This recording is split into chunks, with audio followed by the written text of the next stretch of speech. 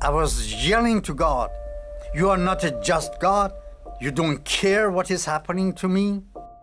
I'm so sick and tired of my life."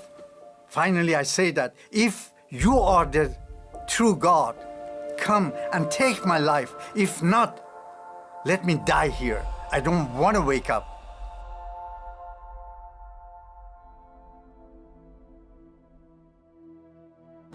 Iran, before the revolution, it was really a quiet country, very peaceful. When the Islamic revolution happened in 1979, I left Iran and moved to Denmark. The very first day when I came to Denmark, it was snow falling, cold, very cold. And I was sitting in my room all alone, crying, really crying, literally crying, and called my mom. I said, "Mom, I want to come back home. I really want to come back home. I don't want to stay here. I cannot stay here. I will die here." And she said that if you come here, you will die here too, so you better stay there. I tried to feel the loneliness by making myself busy and making money. I had a house in Bali, Indonesia. Didn't make me happy.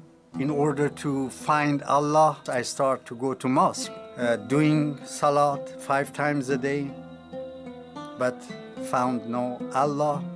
And then I went to other religion, Buddhist and Hinduism, Krishna, name it.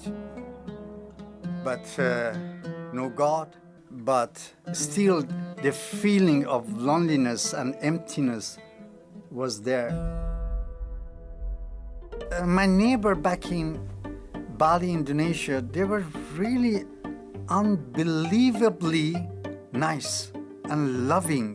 The first day, they knocked my door and came with food and tried to make friendship with me. They also tried to get me into church.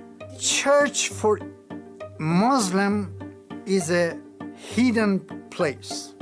The more I turned them down, the more they loved me purely, unconditionally. And finally, I gave up. I said, "Okay, and I want to see that what your Jesus want to do to me. Can he get me out of this misery?" When I came in the church, I saw this guy. Now he told to whole congregation, 4,000 people, "You will be touched by God in different way." Everyone was touched, but not Abraham. Nothing happened. And I was telling to myself that, "Abraham, you are a very, very bad guy. That's why God is not touching you." But the more I turned him down, the more he loved me. I mean, it was really a strange love. So finally I said, "Okay, your Jesus couldn't do anything today. Let me see what he want to do to me tomorrow." And next day, exactly the same way. And this time I was really furious. I was really angry with myself, and I was angry with God. And I was so angry with God that I went right in front of the pulpit and lay down as dead man. I was yelling to God, "You are not a just God. I'm seeking to find you for years and years, but it seems that you don't care. If you are the true God, come and take my life. If not, let me die here. I don't want to wake up." After 10 minutes, I heard a voice, "Abraham, you don't want your life? I will take your life for my glory." I felt hands start to touch my head. I thought that some of these 4,000 people felt sorry for me and came to me just to give me comfort. I opened one of my eyes, seeing that who is this? Nobody here, this side. And then I opened my left eye, nobody here.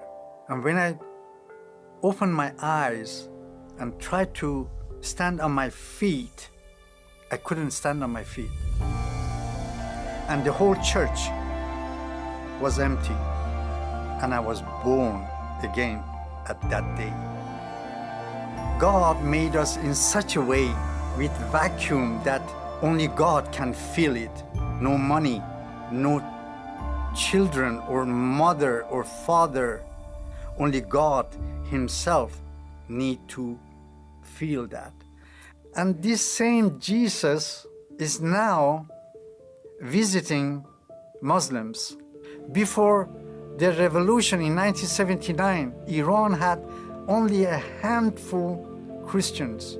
35 plus years after the revolution, we have more than 2.5 million Iranian Christians. Years after I become Christian and my view of Jewish people changed dramatically. I love them with all my heart. I respect them highly. We, the Gentiles, we grafted in to the tree, but they are the branches. I truly believe that God has a still plan for Israel. And my advice to Christian, do not give up. Keep on loving people. You don't know what is happening. The Jewish or Muslim, they turn you down, but don't give up. You don't know what is happening in their heart. You have to be patient. You are dealing with human soul, and continue to love people unconditionally. I am one for Israel.